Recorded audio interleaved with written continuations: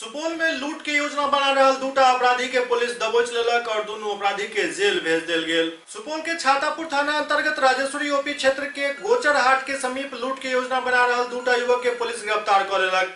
Police द्वारा बताओल गेल संध्या गश्ती के समय जखन पुलिस पहुंचल तो सड़क किनारे लगल मोटरसाइकिल के देख कर शक भेल और समीप अयला पर युवक सब भाग लगला, जकरा खदेड़ कर पकड़ल गेल।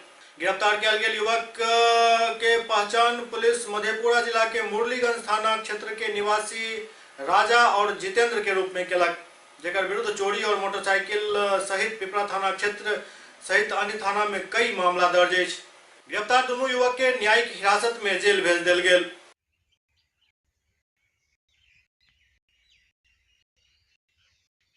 गोचर हटिया पर 5 आदमी के करीब 2 मोटरसाइकिल से आए हुए थे लोग। लूट के योजना बना रहे थे। क्या नाम है सर? किसका? राजा कुमार है और जितेंद्र कुमार। कहाँ का है सर? ये मुरलीगंज का। हाँ, 2 पकड़ाया। चोरी का मोटरसाइकिल पकड़ाया है। टीवीएस जो पिपरा थाना से गाड़ी चोरी हुआ था उसके साथ पकड़ाया है सर।